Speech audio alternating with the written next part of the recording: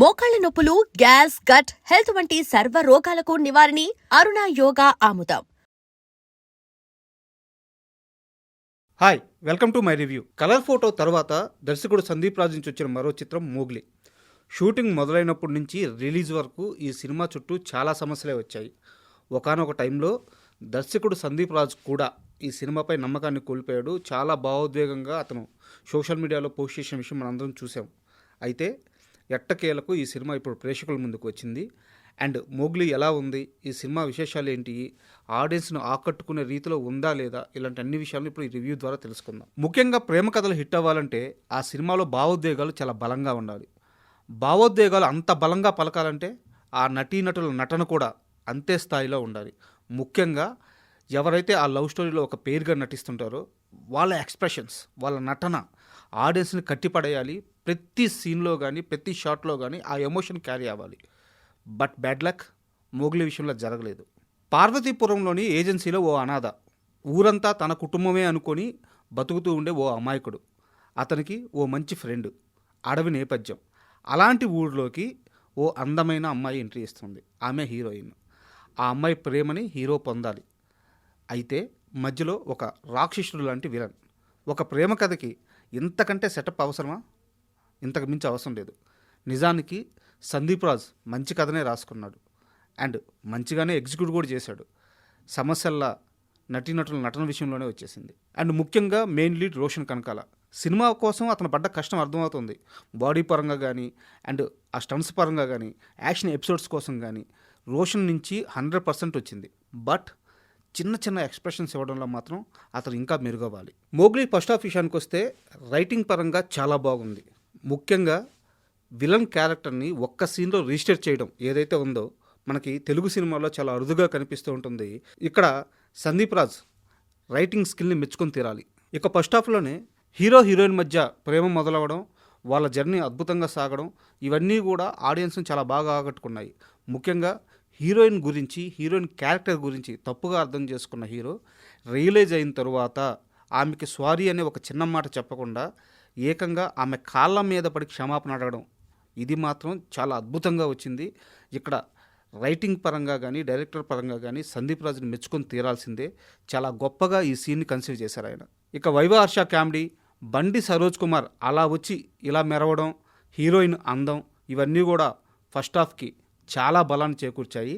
అయితే ఇంటర్వెల్లో వచ్చే ఒక ట్విస్ట్ మొత్తం కథనాన్ని మార్చేస్తుంది.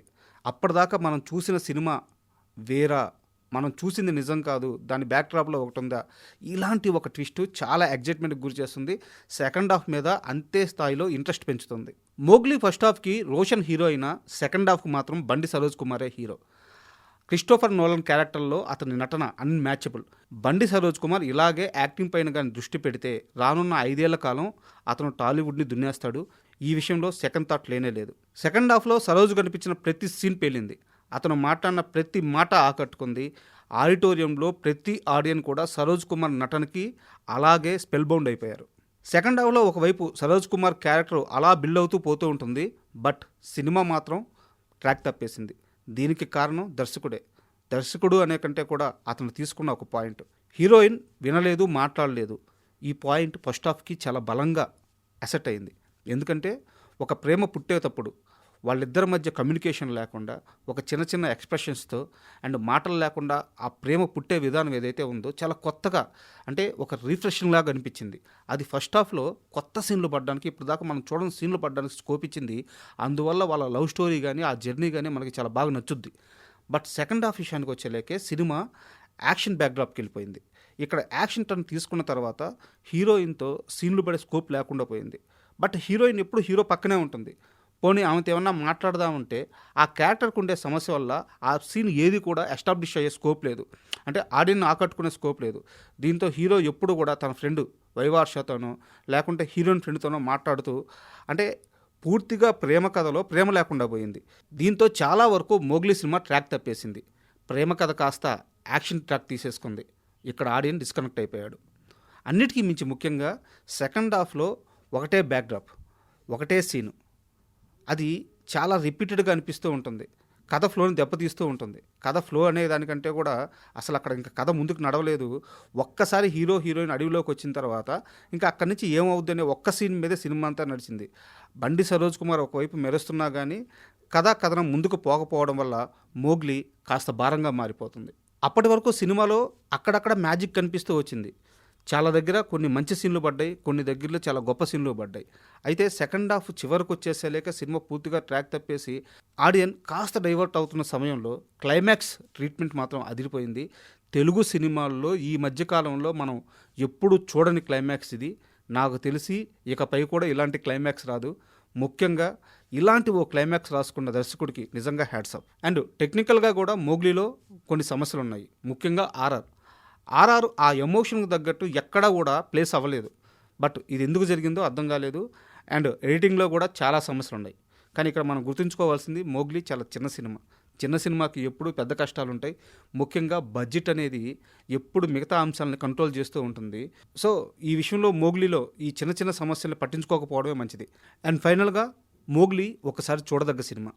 అంటే సందీప్ రాజ్ రైటింగ్ కోసం అయితేనేమి, అలాగే బండి సరోజ్ కుమార్ యాక్టింగ్ కోసం అయితే ఏమి, అండ్ రోషన్ కనకాల అంటే ఒక హీరోగా ఎస్టాబ్లిష్ అవ్వడానికి తను పడుతున్న కష్టం విషయంలో అయితే ఏమి, ఒక చిన్న సినిమా కోసం ఒక టీమ్గా ఏర్పడి వీళ్ళంతా పడ్డ కష్టం కోసం అయితేనేమి, ఓవరాల్గా కొన్ని మంచి మూమెంట్స్ ఉన్నాయి, కొన్ని మెరుపులు ఉన్నాయి. కాబట్టి మోగ్లీ ఒకసారి చూడొచ్చు.